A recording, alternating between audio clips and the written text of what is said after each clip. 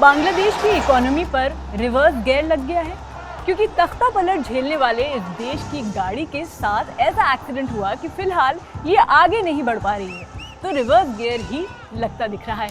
ऐसा हम नहीं, एक्सपर्ट्स ही कह रहे हैं। बात यहाँ तक हो गई है कि कहीं बांग्लादेश पाकिस्तान की तरह अर्थव्यवस्था के मामले में पाताल लोक में जंप तो नहीं लगाने जा रहा। इसी पर बात करेंगे वीडियो में। मेरा नाम है हरीम और आप देख रहे हैं स्विच।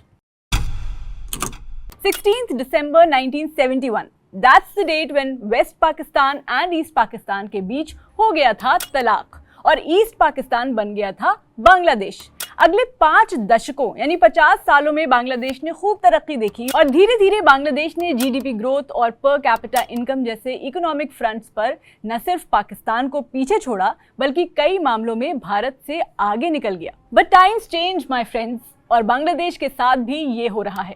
एज पर रिपोर्ट्स ये देश वापस 5 दशक पीछे जाने की राह पर है।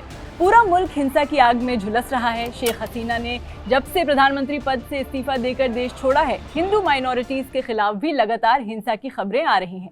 माइनॉरिटीज के खिलाफ हिंसा, अरे इससे तो पाकिस्तान की याद आ गई। यानी बांग्लादेश कट्टरपंथ के मामले में भी पाकिस्तान के रास्ते पर बढ़ रहा है और अर्थव्यवस्था के मामले में भी।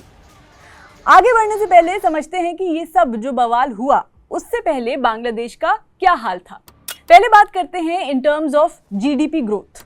आईएमएफ यानी इंटरनेशनल मॉनेटरी फंड का डेटा बताता है कि 2019 में बांग्लादेश की जीडीपी ग्रोथ 7.9% थी और उस वक्त दुनिया की सबसे तेजी से बढ़ने वाली इकोनॉमीज में शामिल था ये देश। फिर साल 2020 में कोरोना पीक पर था, फिर भी बांग्लादेश ने 3.4% की जीडीपी ग्रोथ दर्ज की और अब बांग्लादेश सरकार ने रीसेंट बजट में जीडीपी ग्रोथ को 6.75% तक पहुंचाने का टारगेट रखा था।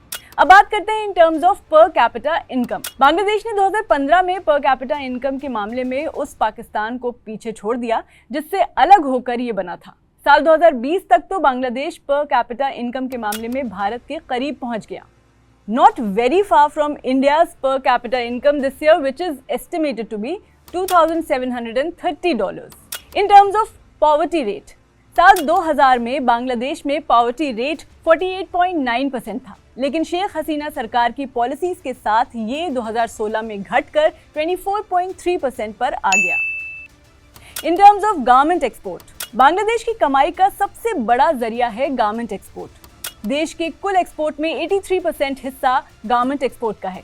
ज़ारा, H&M और लिवाइस जैसे कई मशहूर अपैरल ब्रांड्स की मैन्युफैक्चरिंग बांग्लादेश में होती है। ये दुनिया का तीसरा सबसे बड़ा क्लोथिंग एक्सपोर्टर है।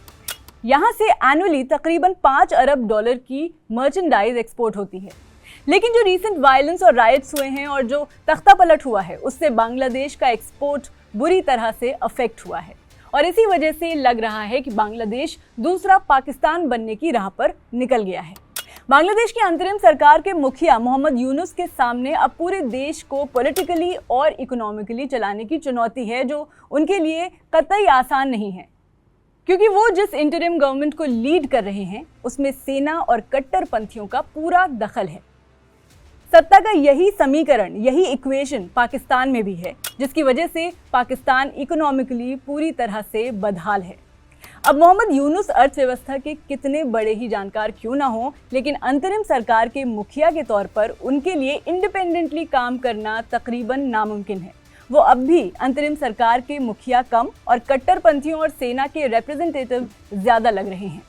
इसका अंदाजा इसी बात से लगता है कि शेख हसीना के जाने के बाद यूनुस ने सत्ता तो संभाल ली, लेकिन बांग्लादेश में अल्पसंख्यक हिंदुओं के खिलाफ हिंसा में कोई कमी नहीं आई है।